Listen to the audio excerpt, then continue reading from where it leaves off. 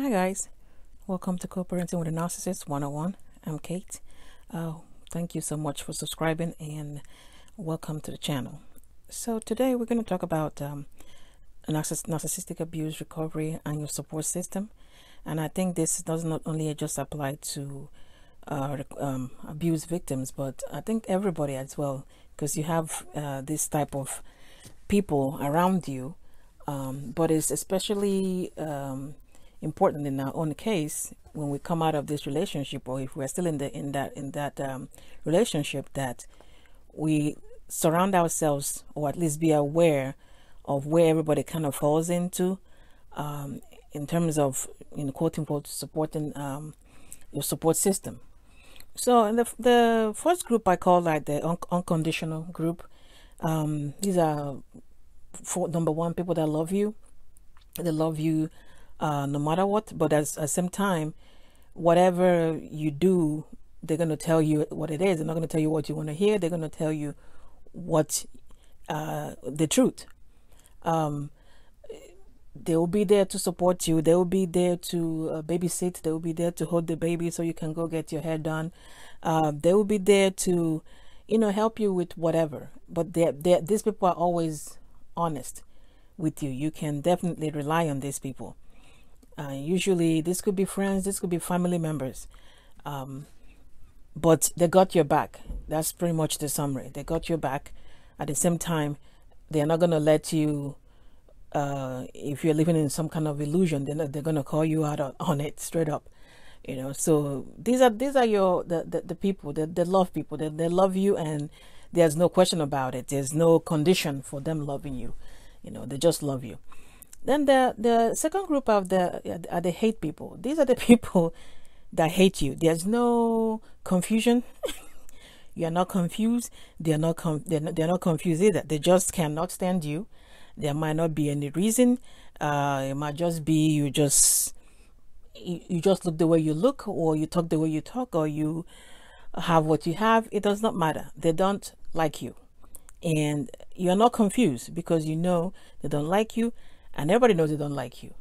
So at any point in time, you know which direction these people are coming from. There is no confusion whatsoever. These are the hate people. Then you move to the conditional group. Conditional group. In the conditional group, you have like what I refer to as the box friends, or box people, box friends. I don't know how to put that. These are the people that, as long as you stay in the box that they've designed for you in their head, they're cool with you. So whatever circle they've circled around you, and you stay there, you're fine. You guys are cool. You guys are best of friends. You hang out every day. It doesn't matter. As long as you stay there in that box, usually in a limited position, you make them look good. As long as you remain in that limited position that they've put you in their head, then everything is cool. Once you try to get out of this box, this is the people that will ghost you. All of a sudden, let's say you let me just use like you're getting married or something, or let me not use to getting married. We keep talking about getting married. You are like you're trying to get a degree, or maybe you get another degree, or you didn't finish your degree. Maybe you didn't finish. Yeah, that's a good example. You didn't finish your degree, and it has been years, and you've been doing jobs that you really don't want to do. So you feel like this is what is limiting you, is this degree that you didn't finish. You're like, I'm going to go ahead and go back to college and finish. When you decide to do this and you put in the extra time, and maybe you need an extra time, you're not available as you normally would be, because now you're going to work, then you're going to school. These are the people that will somehow start finding fault with stuff. They start having arguments with you out of nowhere. Like they are now short with you. Anything you do, somehow you can't seem to get it right around them. There's some kind of irritation, mild irritation, maybe that's how it starts. Mild irritation about stuff. And they probably don't want to hear about you discussing anything about this bettering yourself that you're trying to do. So if you continue or you proceed to, come out of this box by, going back to school for real, actually not talking about it, but registering in school, start taking classes. These are the people that all of a sudden they're not available to hang out with you anymore. You call them, you're like, oh, so you guys going out to this birthday party or whatever, you're gonna go, oh, I don't know, maybe, I don't think so. All of a sudden they're not out. They're not available anymore to go shopping. They're not available anymore to hang out with you, go to the movies. And this is something you guys were doing prior to you starting this. So, and that's kind of trickles all the way down to now they not ghost you. All of a sudden, you don't even remember the last time you guys talked. These are the box people. Once you start moving away from the limited position you were in, you probably make them look good and start doing something to advance yourself. These people will disappear. So the next group of people in this conditional group is the misery friends. And these are the people that as long as you're miserable, they are cool with you. These are the people that like discussing problems, all the problems you're having. You're having in your relationship, you're having with your family, you're having in school. And this could be box people and misery friends, and not just, they could be family members as well. So it's not just friends, So anyway, back to misery friends. These people are the people, as long as you're miserable, things are not going right. Pretty much every time you guys sit down, you are discussing, lamenting about maybe somebody cheated on you, somebody did something wrong to you. There's always some negativity is always going on. That's you guys gather around to discuss negative stuff. There's no uplifting each other. There's no encouraging each other. I mean, it might be some kind of fake, oh, you get better and all that stuff. But no, all 90%, 95% at least of your discussion is always about how miserable you are. These are the misery friends. They are problem 24/7. Now, if you try living this state of mind, let's say you realize, what, I'm not cut out for this. I'm gonna start looking at my glass half full now instead of half empty every time. And I'm gonna just work on myself and concentrate. If things falls into place, it falls into place. It falls out, it falls out. You start being more positive and remove that negativity away from you, and kind of choosing to be happy. Once you realize that you're the only one that can actually make yourself happy, and you choose to be happy and all that stuff. These are the people that when they start noticing this around you, they probably start reminding you about breakups that you've had in the past, and reminding you, kind of trying to get you to don't try to be happy. Remember what happened over here, when this and this happened. All this is in a bid to stop you from continuing on that path of choosing to stay happy. So they remind all the negative stuff that happened, because why do you want to go do this? Remember this happened. That is them trying to draw you back. Let's come back to discuss the negative stuff. Let's come back to discuss what that boyfriend did to you. Let's come back and discuss all that stuff. This is what we're supposed to be discussing. They don't want you discussing anything positive, or you choosing to be happy, or you finally understanding that you are the only one that is in charge of your happiness. They don't want that. So they bring everything negative to distract you from that, so that you can fall back into the mood, so you guys can sit down and be talking about miserable stuff together. Now, these people may or may not be miserable with you. It might just be you. Point is that that is the kind of friendship they have. That is the kind of relationship you guys have, be it friends or family member, that the only thing that's holding you together is that you're miserable, and they like sitting down there and you guys discussing this misery together. And the thing is, if you still insist, and say, no, my mind is made up, I'm going to just let things go, and move on, then they're like, wait a minute, you're slipping away here. This is what they'll be thinking about them, about the whole situation.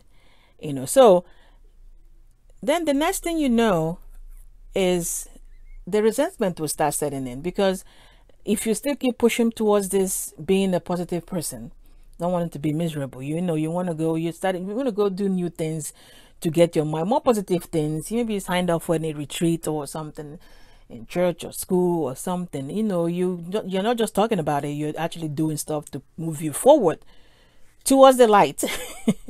you know so these people will slowly resent you, because now when you guys gather for conversation, you have nothing negative to say. Even if something pops up, you redirect, because your mind has shifted. So you redirect and say this. Unbeknownst to you, when this is going on, this person already has shifted from now being friends, and quote unquote, to now enemy.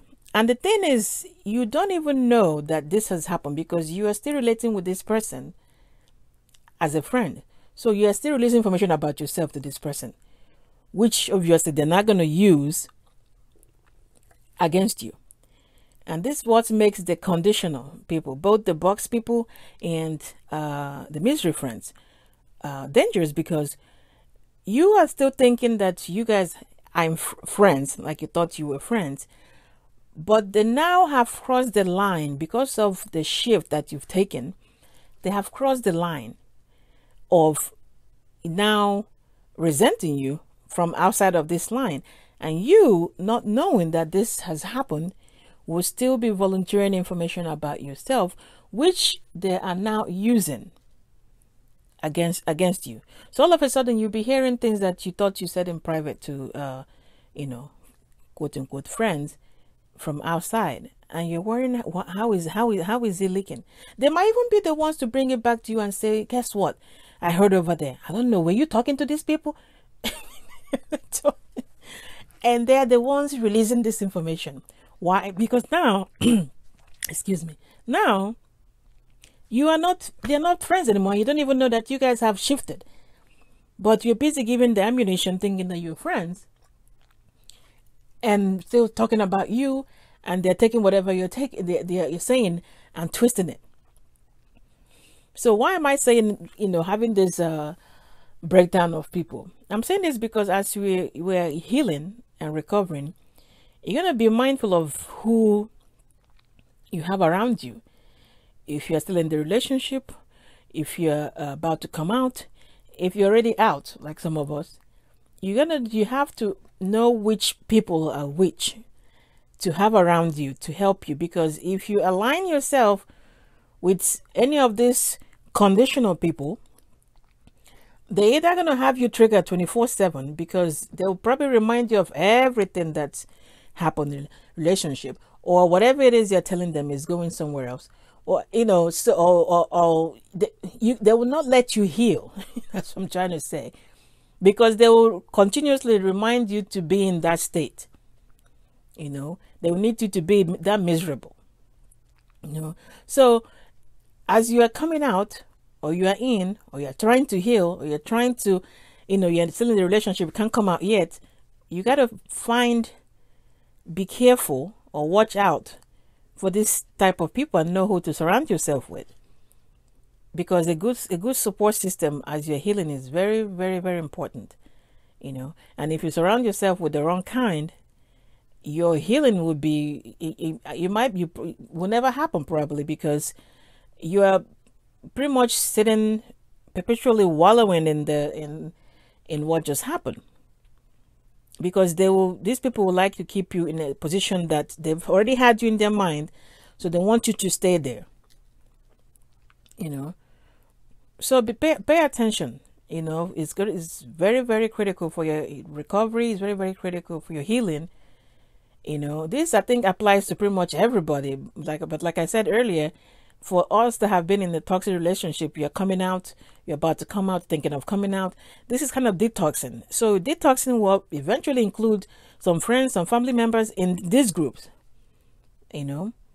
unfortunately, but if it's better for you.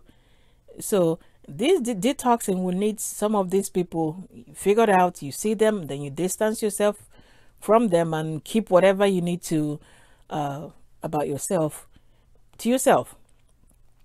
You know, and it will not be hard to miss. All you need to have certain type of conversation with certain people, and you can easily tell which part that they are in, which group that they are in.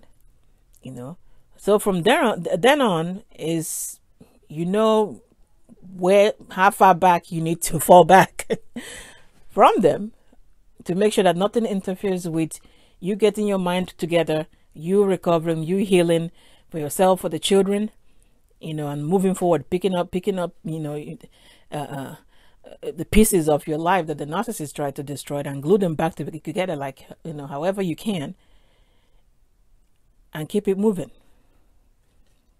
So guys, that's what I wanted to talk about today. Pay attention and make sure nothing interferes with you getting your mind right and you recovering and getting back to yourself. All right, guys, thank you for subscribing. Please like, share, subscribe, comment, let me know what you think, and I'll see you in the next video.